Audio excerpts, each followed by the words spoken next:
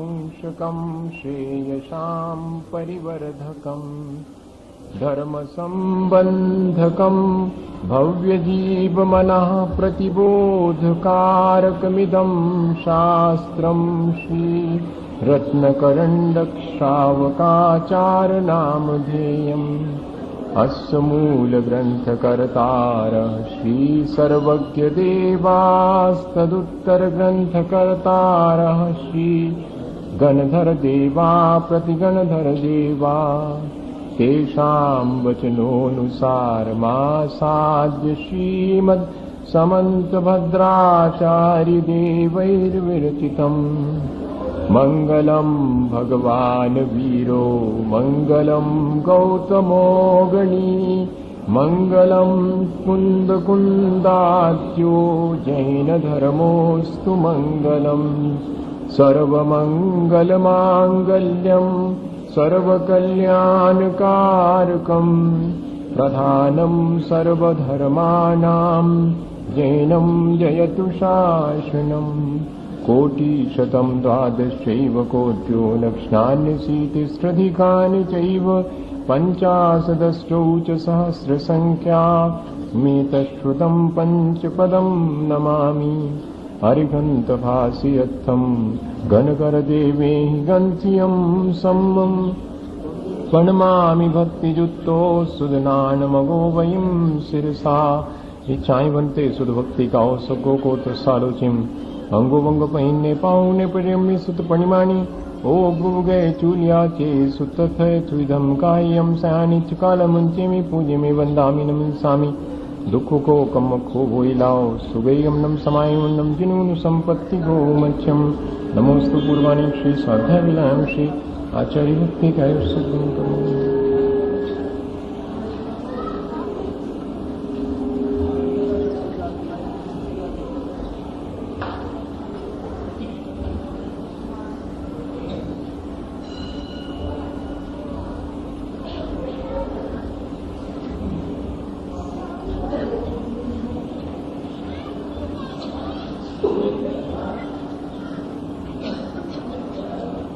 शुद्ध जलधि पारगेभ्या सपरमत विभावना पटुमतीभ्या सुचरित तपोनिधिभ्यो नमो गुरुभ्यो गुणगुरुभ्या षत्तीस गुण समग्रे पंचविहाचार करण संदर्शे शिष्यानुगे कुशले धम्मायर्य सदा वंदे गुरुभक्ति संयमेनया तरन्ति संसार सायरं घोरम् छिन्नन्त्यक्षुकम्मं जन्मं मरणं न पावयन्ति ये नित्यं व्रतमन्त्रहोमनिरता ध्यानाग्निहोत्राकुला षट्कर्मा विरतास्तपोधनधना साधुप्रिया साधुवा शीलप्राभरणा गुणप्रहरणाश्चन्द्रार्कतेजोधिका मोक्षद्वारकपाटपाटनभटा पीनन्तु मां साधुवा गुरुभापाञ्चनो नित्यं ज्ञानदर्शननायका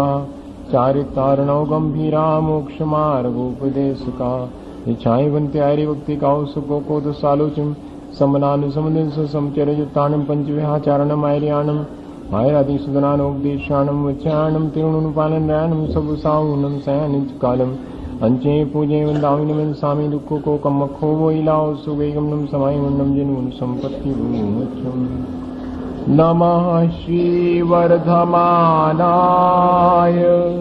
निर्धूतकलिलात्मने सालोकानां त्रिलोकानां यद्विद्यादर्पणाय बोले भगवान महावीर स्वामी की आचार्य कुंद स्वामी की आचार्य समंतभद्र स्वामी की आचार्य गुरुवर विद्यासागर मुनि महाराज की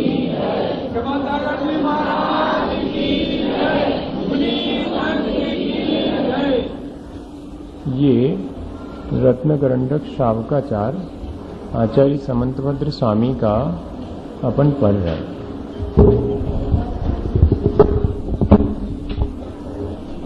जीवन में धर्म की शुरुआत परिणामों की निर्मलता से होती है। पिछले दिनों इस बात को हमने स्पष्ट रूप से समझा है कि धर्म बाह्य क्रियाओं में निहित नहीं है, न ही वो वचन के द्वारा होता है। धर्म तो परिणामों की निर्मलता के द्वारा ही शुरू होता है। ऐसा नहीं है कि जो क्रियाएं हम बाहर में करते हैं, धार्मिक क्रियाएं, वे व्यर्थ हैं, ऐसा नहीं है। वे भी सार्थक हैं, लेकिन उनकी सार्थकता किस बात में है? तस्मात् क्रिया प्रतिफलंती न भाव शून्या। क्रिया यदि भाव शून्य है तो वो प्रतिफलित नहीं होती, वो व्यर्थ नहीं जाती है। कब? जबकि वो भावों से युक्त होती है, लेकिन वो क्रिया सफल नहीं होती है यदि उसके पीछे भाव नहीं है। तो भाव से अर्थ यहां यही है कि हमारी श्रद्धा। जब भी हम कोई धार्मिक क्रिया करें, जब भी कोई हम व्रत नियम संयम अनुष्ठान करें, उसके पीछे हमारी भावों की निर्मलता से आशय क्या है? तो हमारी अपनी श्रद्धा, हमारा अपना अनुराग। गुणानुराग जब तक हमारे भीतर नहीं आएगा सच्चे देवगुरु शास्त्र के प्रति, तब तक हमारे द्वारा की जाने वाली क्रिया प्रतिफलित नहीं होगी। वो हमें जैसा फल हम चाहते हैं वो नहीं देगी। कैसा फल हमें चाहना चाहिए? कहते हैं कि हमें तो अपने आत्मा की शांति चाहिए। जिस आत्म शांति से धर्म की शुरुआत करते हैं, धर्म का फल भी अंततः वही आत्म शांति है। देखो, परिणामों की निर्मलता से धर्म शुरू होता है और कहते हैं कि धर्म का फल क्या है? तो भी परिणामों की निर्मलता। दोनों चीजें हैं, दोनों एक साथ होती हैं। इसलिए कथन ऐसा ही किया जाए। क्रम से होने वाली चीजों का कथन अलग है और साइमल्टेनियस एक साथ होने वाली चीजों के लिए तो ऐसे ही करना पड़ेगा। जैसे जैसे हमारे परिणामों की निर्मलता होती है, वैसे वैसे धर्म आता है, और जैसे जैसे धर्म आता है वैसे वैसे परिणाम और अधिक निर्मल होते हैं। ये प्रक्रिया है, बहुत आसान सी प्रक्रिया है। अब हमें इतना ही देखना है कि मैं जो धार्मिक क्रियाएं करता हूं, मैं वचन के द्वारा जो पूजा इत्यादि करता हूं और शरीर के द्वारा जो हाथ जोड़ना, सिर झुकाना, माथा टेकना, ये जो कायिक क्रियाएं करता हूं, जिन्हें मैं धर्म की क्रिया मानता हूं, उनके पीछे मेरी भाव दशा क्या है? हमने पिछले दिनों व्रत नियम संयम भी समझे हैं। श्रद्धा में भी अभिप्राय हमारा अच्छा हो, ज्ञान प्राप्त कर रहे हैं तब भी हमारा अभिप्राय अच्छा हो, क्रिया कर रहे हैं तब भी हमारा अभिप्राय अच्छा हो। देखो, मुख्य क्या बात हो गई? चाहे हम श्रद्धा, ज्ञान और आचरण किसी को भी करें, उसके साथ अभिप्राय की निर्मलता आवश्यक है। सच्चे देवगुरु शास्त्र के प्रति श्रद्धा तो है, लेकिन काय के लिए है? हमारा स्वार्थ सज जाए, 4 लोग हमारे लिए अच्छा मानेंगे इसलिए हमारी श्रद्धा है, या हमारा काम बन जाएगा इसलिए श्रद्धा। कहते ये वाली श्रद्धा काम नहीं आएगी। तो कौन सी श्रद्धा चाहिए? कहते श्रद्धानम परमार्थानाम, परमार्थ भूत श्रद्धा, इससे मेरे आत्मा का हित होगा। इस तरह की श्रद्धा सच्चे देवगुरु शास्त्र पर। ज्ञान भी प्राप्त कर रहे हैं तो इसलिए नहीं कि 4 लोग मुझे विद्वान समझेंगे, बल्कि इसलिए कि उस ज्ञान के द्वारा मैं अपनी आत्मा का कल्याण करूंगा। वो ज्ञान ही श्रेष्ठ है। इसी तरह आचरण, मैं जो भी व्रत नियम संयम आचरण करता हूं, वो काय के लिए? अपने परिणामों की निर्मलता के लिए करता हूं और कर्मों की निर्जरा के लिए, क्योंकि जितनी परिणामों की निर्मलता होगी उतनी कर्मों की निर्जरा होगी। जैन धर्म में तपस्या का एक ही उद्देश्य है, त्याग और तपस्या के पीछे कर्म निर्जरा का ध्येय है। होता उससे पुण्य का अर्जन भी है, लेकिन ध्येय क्या है? कर्मों की निर्जरा ध्येय है। और साथ साथ कर्मों का बंध तो होगा ही। कौन सा कर्म बंधेगा? तो कहते अच्छा ही कर्म बंधेगा, खोटा कर्म नहीं बंधेगा। इस तरह हम पिछले दिनों से लगातार इस बात को समझ रहे हैं कि हमें अपने जीवन में यदि सुख और शांति पानी है, अपने जीवन को अच्छा बनाना है, अपने जीवन में धर्म को प्रकट करना है, तो हमारा लक्ष्य इतना निर्मल है, तो हमें अपने लक्ष्य की तरफ हमेशा ध्यान रखना चाहिए कि हमारे उस लक्ष्य की पूर्ति हुई कि नहीं हुई। पिछले दिनों हमने 5 अणुव्रतों के बारे में समझ लिया है, 3 गुणव्रतों के बारे में समझा है और 4 शिक्षा व्रतों में से आखिरी शिक्षा व्रत की बात है। और इसके बाद सल्लेखना और श्रावक की 11 प्रतिमाएं और श्रावक के योग, जितना आचरण हो सकता है वो इस ग्रंथ के माध्यम से पूरा हो जाए।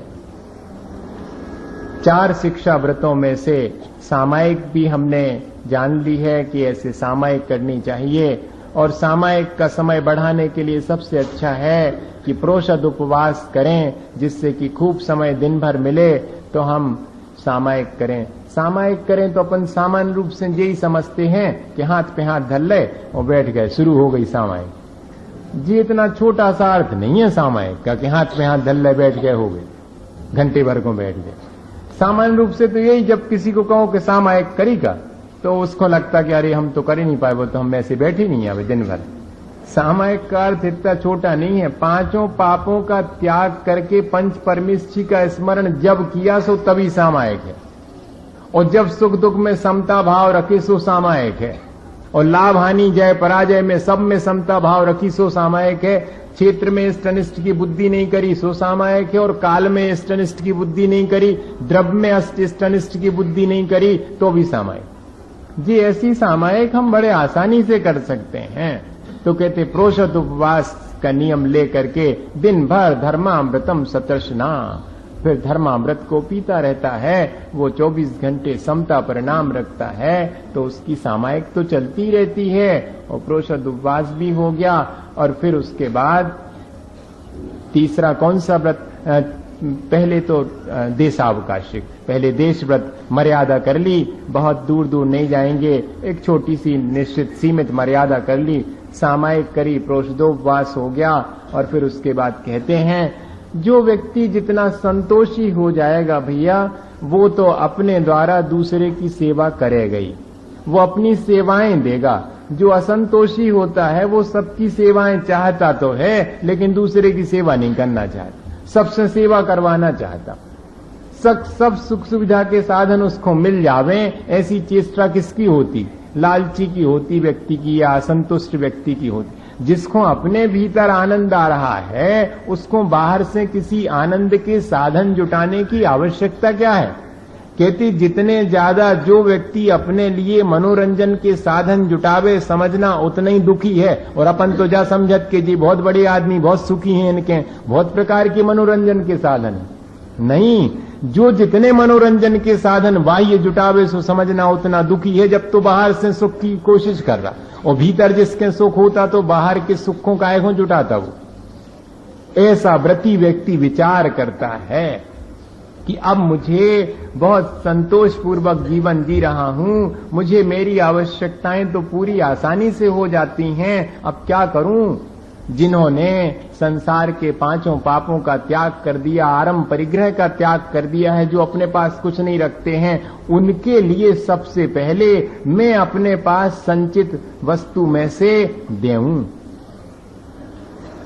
अपने पास उसने जो अपने उपयोग के लिए संचित कर रखी है गृहस्थ ने, अब उसमें से समविभाग करता है उनके लिए जो कि मोक्ष मार्ग पर लग गए हैं। यही जो है उसका वैयावृत्ति कहो या अतिथि समविभाग नाम का व्रत कहो, ये आसानी से निभ जाए।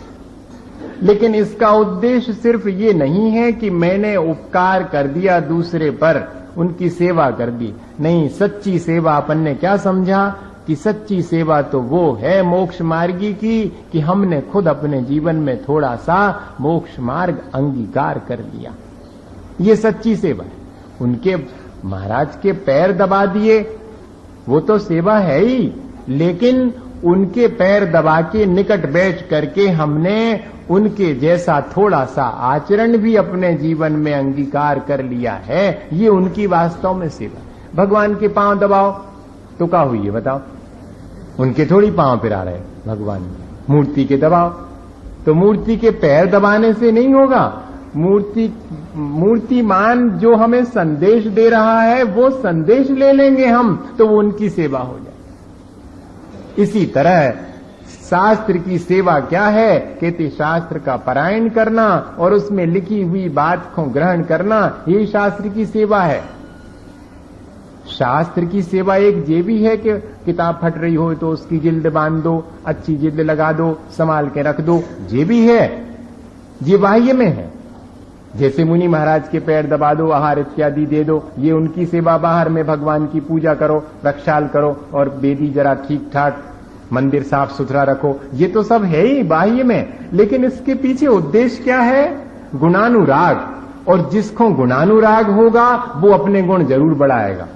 गुणवान की संगति इसलिए करना कि मेरे भी गुण बढ़ जावे, और बढ़ ही जाते हैं, बिना कहे बढ़ जाते। पेड़ के नीचे पहुंच जाओ, कोई को नहीं कहने पड़त के काय थोड़ी छाया दे रहे कि नहीं, अरे बैठ भर जाओ आप तो, पेड़ के नीचे छाया तो अपने आप वहां पर है ही, स्वयं ही है, बिना मांगे मिल जाती। इसी तरह सच्चे देवगुरु शास्त्र के चरणों में अगर हम आकर के और उनकी सेवा करते हैं तो वास्तव में हम अपनी ही सेवा करते हैं, हम अपना ही कल्याण करते हैं। हमारा लक्ष्य यही होना चाहिए। और जब क्या होता है कि जब हम सेवा इत्यादि करने लगते हैं और फिर अहंकार कर लेते हैं। क्यों अहंकार कर लेते हैं?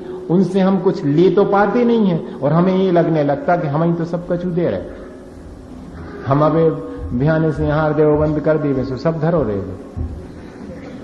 हैं और ने जावे हम महाराज के पास में। हमारी दई किताब पे तो भी लिखा थे, हमारी दई किताब पे तो भी पढ़ा थे। अब ऐसा विचार ऐसा आ सकता मन में आ जाए तो आ जाए, ऐसा आ जावे तो आता नहीं है। अगर सच्ची श्रद्धा है तो नहीं आता, पर आ सकता है। उससे क्या होगा? उससे सेवा नहीं कहलाएगी, फिर तो वो हमने अपना ही अहित कर लिया उनके माध्यम से। अहंकार करके हम सेवा के पीछे दृष्टिकोण उनके उपकार का नहीं है, वास्तव में अपना ही उपकार हम कर रहे हैं। उसमें एक जगह लिखा कि किसी को भूख नहीं लगती तो हमारे भोजन की क्या कीमत थी। देखो, ऐसा भी एक विचार है कि किसी को अगर उस चीज की जरूरत नहीं पड़ती तो मेरे पास उस चीज के होने का औचित्य क्या था, मेरे पास उस चीज की उपयोगिता क्या थी। किसी ने मेरी वस्तु ग्रहण कर ली, इसलिए मेरी वस्तु का होना सार्थक हो गया। अगर कोई इनकार कर देवे, किसी को हम कोई चीज देवे और वो कहे नहीं चाहिए हमारे पास तो पहले से, तो क्या कर लोगे आप? कहां से हो पाएगा आपके द्वारा त्याग, और दान कैसे हो पाएगा? ऐसा विचार करना। हमेशा देने वाला कभी बड़ा नहीं होता, ग्रहण करने वाला जिसे दिया गया है उसको बड़ा मानना। अब ऐसी चर्चा हमने आपको पिछली बार भी कही थी कि आचार्य श्री के पास में किसी ने ऐसी चर्चा कर दी कि हाँ महाराज ठीक बात है, आप ऐसा कह तो रहे हो, लेकिन देने वाला बड़ा है। देखो, गृहस्थ बड़ा है, उसका हाथ भी ऊपर रहता देते समय और आपका तो नीचे रहता है लेने वाले का। तो आचार्य श्री ने क्या जवाब दिया था? क्या हो भैया, रहता होगा ऊपर, मनो ये बताओ कि कांपता कौन सा है, कौन सा हाथ कांपता है? नीचे वाला नहीं कांपता, ऊपर वाला कांपता। कि अगर मना कर दिया तो और कुछ गड़बड़ हो गई तो कौन सा बड़ा है? हम दे करके, दान दे करके अपनी कहना चाहिए अल्पता ही माने, अहंकार ना आएगा। और अहंकार नहीं आएगा, विनय बनी रहेगी तो वो दान सार्थक हो जाएगा। और ग्रहण करने वाला क्या माने कि सामने वाले ने जो है अपने परिणामों की निर्मलता से ये कार्य किया है, सो मेरे लिए ग्रहण करने योग्य था, सो मैंने ग्रहण कर लिया। न ग्रहण करते समय दीनहीन होना, न ग्रहण करते समय अहंकार करना कि हाँ मैं तो इसके अधिकार रखता हूं। ऐसा लिखा है उसमें कि अगर मुनि महाराज जी कहीं पर जाकर के और उनके यहाँ आहार लेकर के आए और ऐसा विचार करें कि अरे ये कैसे लोग हैं, इनको ठीक से आहार देना भी नहीं आता है, इनने क्या बिल्कुल रूखा सूखा खिला दिया, ऐसा विचार करें तो कुंद कुंद स्वामी कहते हैं कि क्या तुमने उनके ते पे उधार रख दो तो अपनो जो तुम गए थे। हाँ, ऐसा डांटते भी हैं दोनों के लिए है। अगर श्रावक दे करके अहंकार करे तो उसका अहित है, इसलिए उसको समझा दिया कि तुम अपनी विनय रखना, और साधु के लिए कह दिया कि जो जैसा दे तुम अपने समता परिणाम संभालना, ने अहंकार करना, ने दीनहीन होना। ये भी है कि मैं कितना पराश्रित हो गया, क्योंकि पराधीन मुनिवर की चर्या। 25-30 मिनट की पराधीनता है, बाकी मार्ग तो स्वाधीनता का है, और उस 25 मिनट में भी स्वाधीनता है। जा स्वाधीनता है, कर लो का करत, ऐसो करे ही नहीं तो जा स्वाधीनता है। हमें होगा तो लेना होगा तो लेंगे, नहीं लेना होगा नहीं लेंगे, कोई जबरदस्ती तो है नहीं, तब भी स्वाधीनता है। तो कहते दीनहीन भी नहीं होना, श्रद्धा से कोई दे रहा हो तो ग्रहण करना, श्रद्धा के बिना दान ग्रहण नहीं करना। कृपा कर रहा हो, सोच रहा हो कि मैं इन पे कृपा कर रहा हूं, उसका भाव ऐसा दिख रहा हो, या देखा मैंने 2 दिन के अंदर करवा लिए हार, वे 15 दिन तक लगाते रहो, अपन तो 2 दिन में करवा ले। अगर ऐसा विचार करता होवे तो भी उससे ग्रहण नहीं करना, क्योंकि इससे श्रावक का अहित हो रहा है। वो अहंकार करके धर्म नहीं कमा रहा, वो तो अपना अनिष्ट कर रहा। इस तरह भैया वृत्ति जो है बहुत, इन सब चीजों से क्या समझ में आया कि भैया वृत्ति बहुत अंतरंग की बात है। बाह्य में दिखती जरूर है आसान, लेकिन है बहुत कठिन। ये तप है भैया वृत्ति, और भैया व्रत नाम की एक 16 कारण भावना है, उससे तीर्थंकर प्रकृति बनती। ऐसा ये भैया वृत्ति नाम का शिक्षा व्रत भी जो है आचार्य भगवंतों ने रखा। और आगे और क्या कहते हैं कि गृहस्थ इस भैया वृत्ति के द्वारा क्या प्राप्त करता है। भैया वृत्ति के लिए 4 चीजें जरूर ध्यान में रखना, विधि, द्रव्य, दात्री, पात्र, ये 4 ही हैं। भैया वृत्ति की जैसी विधि है वैसी विधि करना। नवदा भक्ति है तो नवदा भक्ति, 9 कोटि की शुद्धि है छुल्लक जी एलक जी को तो 9 कोटि की शुद्धि पूर्वक देना। मुनि महाराज हैं तो उनको नवदा भक्ति पूर्वक देना। सामान्य गृहस्थ है तो उसे जय जिनेन्द्र करके या कि ग्रहण करिए, स्वीकार करिए, ऐसी विनय पूर्वक देना। उत्तम, मध्यम और जघन्य पात्र का विवेक रखना, कौन पात्र है, कौन अपात्र है, कौन कुपात्र है। जो हिंसा इत्यादि का प्ररूपण करे और अपने को वेश बना करके गुरु माने, उसको कुपात्र कहा गया है। और जिसको योग्यता ही नहीं, सम्यक दर्शन ज्ञान चारित्र ही जिसके नहीं है, और जो कोई वेश भी बाहर में नहीं धारण किए हैं, वो सब अपात्र हैं। और जो सम्यक दर्शन ज्ञान चारित्र से युक्त हैं और दिगंबर वेश को धारण किया है बाह्य में, वे उत्तम पात्र हैं। ऐसा उत्तम, मध्यम, जघन पात्र का विवेक करना। और विधि के बाद द्रव्य जो चीज देते हैं उसको सावधानी पूर्वक देना। ऐसी वस्तु देऊं जिससे कि इनके मोक्ष मार्ग में बढ़ोतरी हो, मोक्ष मार्ग में बाधा न आवे, बल्कि मोक्ष मार्ग आसान हो जावे। और दात्री अपने गुणों को भी पहचाने कि मेरे 7 गुण हैं, वे 7 गुण अगर बने रहेंगे तो मेरा दान सफल हो जाएगा। अगर मैं अपने गुणों को नहीं संभाल पाया और दान दे दिया तो भी ज्यादा लाभ नहीं होने वाला। अपने गुण कौन से संभालना कहते, श्रद्धा, तुष्टि, कितने दिए हैं, श्रद्धा, भक्ति, तुष्टि, विज्ञान, अलुब्धता, क्षमा या मात्सर्य और सत्य।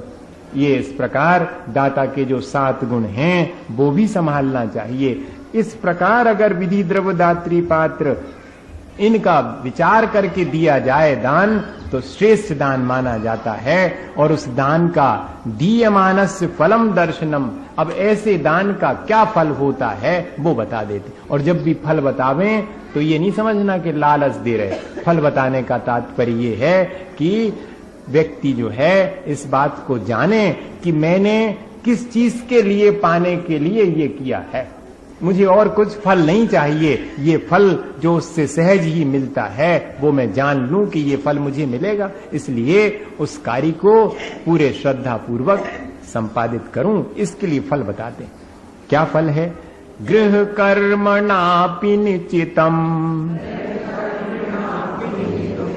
कर्म विमार्ष्टि खलु गृह विमुक्तानाम अतिथीनां प्रति पूजा रुधिर्मलं धावते वारी गृह कर्मणापि निचितम्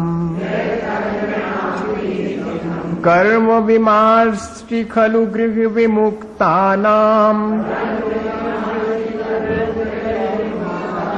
अतिथीनां प्रतिपूजा रुधिर्मलं धावते वारी अलम रुधिरम वारी धावते। जैसे रक्त को धोने के लिए जल कार्य करता है या जल के माध्यम से जैसे रक्त भी धुल जाता है, उसी प्रकार गृह विमुक्ता नाम अतिथि नाम, जिन्होंने घर का त्याग कर दिया है, ऐसे निर्ग्रंथ साधु के लिए, अतिथि नाम मुनि जनों के लिए प्रति पूजा, उनके लिए दिया गया दान इत्यादि, गृह कर्म नाम गृहस्थी के कार्यों को करने वाले गृहस्थ के द्वारा निश्चितम या अपि अर्थात उसके द्वारा उपार्जित हुए कर्म पाप को भी नष्ट कर देता है। जैसे जल दाग को दूर करता है, रक्त के दाग को भी दूर कर देता है जल, उसी प्रकार दिन भर सुबह से शाम तक गृहस्थ के द्वारा होने वाले पाप कार्य को अगर कोई चीज दूर करती है तो क्या क्या कह रहे हैं? अतिथि के लिए दान देना, अतिथि की सेवा करना, इससे कर्मों का प्रमार्जन हो जाता है, कर्मों से मुक्त हो जाता है। हमने कई बार ये बात पहले भी समझी है कि देखो, अपने विषय भोग की पूर्ति के लिए और भोजन बना करके खा रहे हैं, उसमें पाप अर्जित हो रहा है, और उसी भोजन में से और साधु के लिए एक ग्रास रख दिया है, वो दिन भर उसके माध्यम से धर्म ध्यान करेगा, तो अब वो जो पाप उस भोजन के बनाने में लगा है वो समाप्त हो गया। वही भोजन स्वयं करेंगे तो दिन भर राग द्वेष करेंगे, और वही साधु के हाथ पर रखा तो उससे मोक्ष मार्ग प्रशस्त हो गया, तो वो सार्थक हो गया। इस तरह कह रहे हैं कि गृहस्थ व्यक्ति सुबह से शाम तक, वैसे इसीलिए गृहस्थ के लिए दो ही धर्म कहे हैं गृहस्थ के लिए, दान और पूजा। गृहस्था नाम दो धर्म हैं गृहस्थ के, दान देना और पूजा करना। उसमें लिखा कि दिन भर के पापों को नष्ट करने के लिए भगवान की पूजा और अतिथि के लिए दान। ठाट बाट से पूजा करो, घंटे 2 घंटे आराम से पूरे एकाग्रता के साथ में, कैसे बहुत कर्मों की निर्जरा हो जाती, सारा पापकारी छूट गया। घंटे भर जितनी देर पूजा करी, अगर मन में भी कोई विकल्प नहीं आया तो बहुत अच्छा, सिर्फ भगवान के प्रति अनुराग है। और इसी तरह घंटे भर अब आते होंगे महाराज, अब आते होंगे महाराज, सवेरे 6 बजे से जो है लगन लगी है, 9:30 10 बज गए हैं और बंद हो रहा है पाप का कार्य, सब बना रहे हैं, सब कर रहे हैं, लेकिन लगन कौन सी लगी? अब आएंगे, अब आएंगे और मैं उनको दे करके और अपना जीवन सार्थक कर लूंगा। वो निरंतर 6 बजे से जब से वो कार्य शुरू हुआ और भावों में निर्मलता आई, तभी से पुण्य का अर्जन भी शुरू हो गया। इस तरह शावक जो है दान और पूजा के द्वारा अपने संचित कर्मों को बहुत आसानी से और समाप्त कर देता है, नष्ट कर देता है। और क्या कहते हैं, और क्या फल मिलता है? तो कहते उच्चैर्गोत्रम प्रणते भोगो दानादुपासनात् पूजा भक्ते सुंदर रूपम स्तवनात् कीर्तिस्तपो निधिषु उच्चैर्गोत्रम प्रणते भोगो दानादुपासनात् पूजा भक्ते सुंदर रूपम स्तवनात् कीर्तिस्तपो निधिषु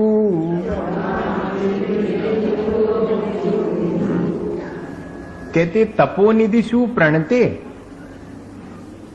जो तपस्वी जन हैं, मुनि जन हैं, उनको नमस्कार करने से, यहां आशय उनकी सेवा करने से है, नमस्कार अकेले से नहीं। नमस्कार के साथ में गुणानुराग तो जोड़ ही लेना। अकेला हाथ जोड़ने से काम नहीं चलता, भीतर में अनुराग भी होना चाहिए, भीतर में भक्ति भाव भी होना चाहिए। तो अगर किसी व्यक्ति के मन में तप और बाहर में नमस्कार इत्यादि है, तो उससे क्या होता है? उच्चैर गोत्रम दानात्। उच्चैर गोत्रम, वो नमस्कार करने मात्र से ऊंचा उठ जाता है। देखो, जो जितना झुकता है समझना उतना ऊंचा उठ जाता है। बड़ा इस पूरी श्लोक में अपन ने 2 बार पढ़ लिया। हाँ ठीक। इस श्लोक में मैंने बिल्कुल विपरीत बातें लगेंगी कि एक तरफ हम झुके हैं तो उधर हम ऊंचे उठ गए। कहते जो झुकता है सच्चे देवगुरु शास्त्र के चरणों में, समझना वो ऊंचा हो गया है, उच्च गोत्र प्राप्त करता है। क्योंकि जितनी विनम्रता होगी उतनी ऊंचाई हमें मिलने वाली है। और फिर कहते दानात् भोगः, जो जितना त्याग करेगा उतना अधिक उसके लिए भोगो भोग की सामग्री मिलने वाली। तुम जितनी छोड़ो उतनी पीछे आती।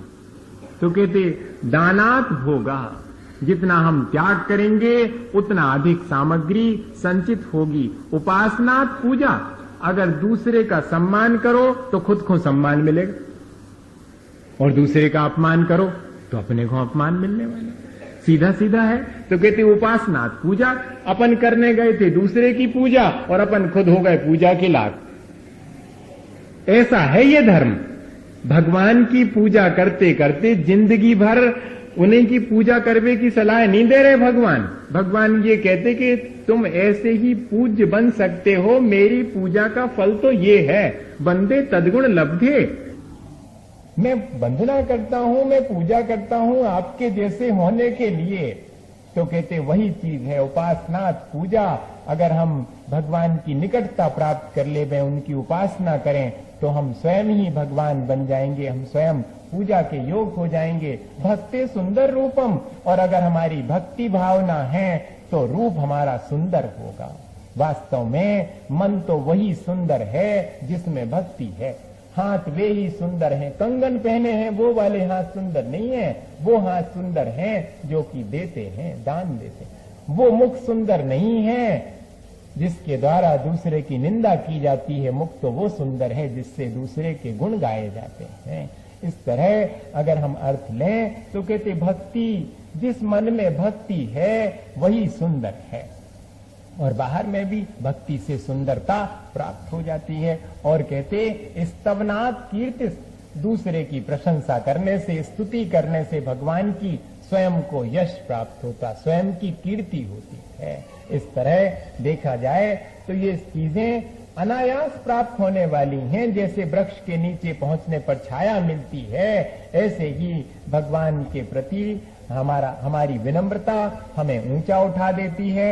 उनके लिए दिया गया दान हमारे लिए ही और बहुत सारी चीजों को उपलब्ध करा देता है। और अगर हम उनकी पूजा करते हैं तो एक दिन हम भी पूज्य बन जाते हैं। भक्ति करते हैं तो हमारी आत्मा सुंदर होती है, स्तवन करते हैं तो हमारी आत्मा का ही यश और ख्याति फैल जाती है। इस प्रकार इस भक्ति और पूजा या विनम्रता या दान, इन सब के द्वारा ये फल प्राप्त होते हैं। और कहते 2 प्रकार की चीज है, एक तो देने वाला और एक जिसे दिया गया है। दोनों का विचार आवश्यक है दान में। देखो, देने वाले के परिणाम तो अच्छे हैं, लेकिन जिसे दिया गया है उसकी योग्यता भी होना चाहिए, तब अपना दान सफल होगा। जैसे अपने पास में बीज तो बहुत अच्छा है, लेकिन जमीन ऊसर हो गए तो अपना वो अच्छा बीज भी ज्यादा फल नहीं देगा। हैं। और अगर बहुत अच्छी भूमि है और आपको बीज ही खराब है तो भी फल नहीं मिलने वाला। पात्र बहुत अच्छा है लेकिन हमारे परिणाम अच्छे नहीं हैं तो भी दान का फल नहीं मिलेगा। और अगर हमारे परिणाम अच्छे हैं और पात्र ठीक नहीं है तो भी फल कमती मिलेगा। जैसी जमीन होगी वैसा मिलेगा, जैसा बीज होगा वैसा मिलेगा। तो दोनों चीजें हैं। यहां पर क्या कहते हैं, क्षितिगतमिव वट बीजम पात्रगतम दानमल्पमपि काले फलतिच्छाया विभवम बहुफलमिष्ठम शरीर भृताम क्षितिगतमिव वट बीजम पात्रगतम दानमल्पमपि काले फलतिच्छाया विभवम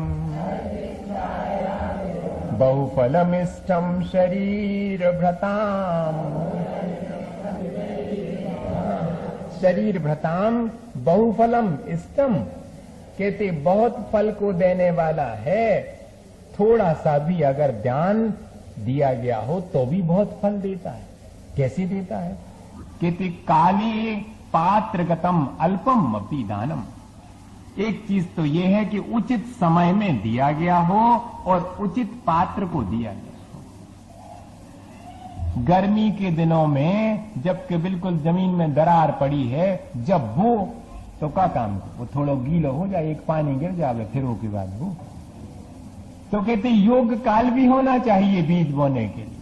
पूरी किसानी वाला मामला है। किसान अच्छी समझता है कि कैसे किस काल में बोना है और किस जमीन में बोना है। बोना तो है तो थोड़ा सा भी हमारा दान अगर योग काल में दिया हो और योग पात्र को दिया हो तो वो बहुत फलित होता है। कैसे, कहते क्षिति गतम बट बीजम अपी, जैसे कि छोटा सा खसखस के दाने के बराबर तो होता है बड़ के पेड़ का बीज। और बड़ का पेड़ देखा जिसने तो बहुत विशाल होता। अपन कल्पना नहीं कर सकते। किसी से कहो कि ये छोटा सा बीज है, इसी के भीतर बड़ का पेड़ है, वो कहेगा बुद्धू क्यों बना रहे, इसके भीतर बड़ का पेड़ हो सकता। लेकिन उसको अगर ठीक ठीक जमीन में ठीक काल में बो दो तो कितना बड़ा बड़ का पेड़ निकलता। इसी तरह दान तो इतना सा, एक ग्रास धर के आए और कुछ नहीं किया, एक ग्रास अकेला, लेकिन श्रेष्ठ पात्र को और योग्य समय में और परिणामों की निर्मलता से दिया है तो वो एक ग्रास भी बट के वृक्ष के समान फलित होता। इसलिए कहते कि दान में ये नहीं देखना कि किसने ज्यादा दिया है, किसे दिया है, कब दिया है और किन परिणामों से दिया है, ये बात उसमें मुख्य है। जो दिया है वो तो है ही, किस तरह का दिया, कब दिया, किसे दिया और कैसे परिणाम से दिया, ये अगर अपन संभाल लेवें तो जरा सा भी दान छोटा बड़ा नहीं होता। चीज थोड़ी मोड़ी दे, अपन नहीं कहते कि भैया दई तो बहुत चीजें प्रेम से नहीं दी, और किसी ने कछु नहीं दो लेकिन सिर पे हाथ ही फेर दिया प्रेम से, तो ऐसा जैसे कि सब कुछ दे दिया है। और बहुत बड़ी गिफ्ट लेकर के भी किसी को कि तुमने कहा देखी हुई है ले लो हम दे रहे, ऐसा करके दे दी हो, अगर बहुत बड़ी चीज भी दे दी तो क्या काम की।